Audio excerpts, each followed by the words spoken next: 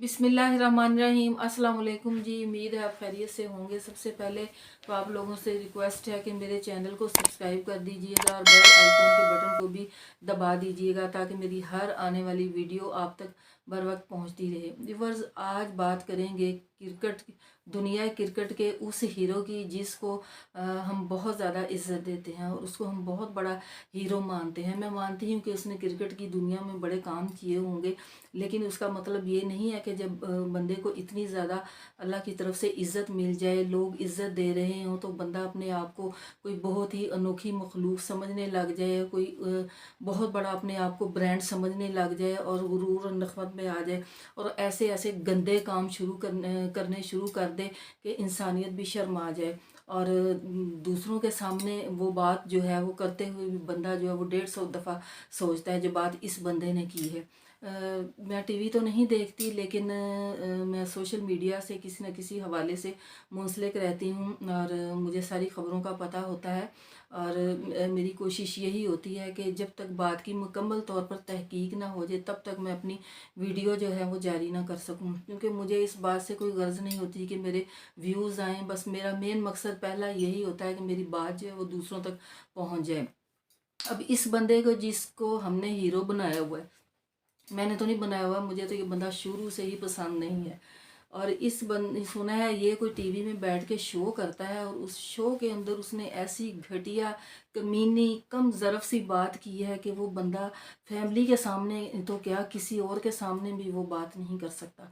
मैं आपसे वो बात नहीं बयान करूँगी। मैं आप लोगों से अपनी वीडियो के एंड में लिंक शेयर करूँगी। आपने उसको खुद देखना है और आपने मुझे कमेंट में इसका जवाब देना है कि क्या ये इस्लामी जमहूरिया पाकिस्तान है और क्या ये लोग जिनको हम हीरो मानते हैं, इन लोगों की हमारे दिल में इंतहाई इज्जत होती है, तो जब इन लोगों से कोई ऐसा काम घटिया काम सरजद हो जाता है तो हम फिर जो है वो तवक्को भी नहीं रख सकते और फिर इनकी शख्सियत का बूत जो हमारे दिल के अंदर होता है वो धड़ाम से नीचे गिर पड़ता है।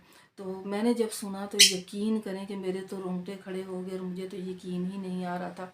मैंने बाकायदा वो वीडियो क्लिप निकाल के उसको देखा। उसको एक दफ़ा नहीं, मैंने 2-3 दफ़ा देखा और फिर वही जो जुमला अक्सर मैं अपनी वीडियोस में दोहराती हूँ कि ना कोई शर्म है, ना कोई शर्म होती है, ना कोई हया होती है इन लोगों को। हमारे नबी पाक का भी फरमान है कि जब बंदा बेगैरत हो जाए, बेशर्म हो जाए, तो फिर उसके अंदर वो चाहे जो मर्ज़ी करता फिरे, क्योंकि उसके अंदर हया नाम की तो चीज़ ही नहीं होती। और दूसरी बात ये कि ये लोग शो में बैठ के इस तरह की जो गुफ्तगू करते हैं, जो शो का प्रोड्यूसर होता है, ज़ाहिर है उसकी तरफ से ये सवाल आया होगा ना, तो अब वो उसको तो चलें छोड़ें, वो तो होगा ही कोई बेशर्म आदमी। अब इस बंदे के हाथ में सवाल आया तो ये इनकार कर देता। इनकार क्यों नहीं किया, मैं आपको वजह बताती हूँ कि इस तरह के गंदे सवाल करने पे जो है वो इंसान को पैसा मिलता है।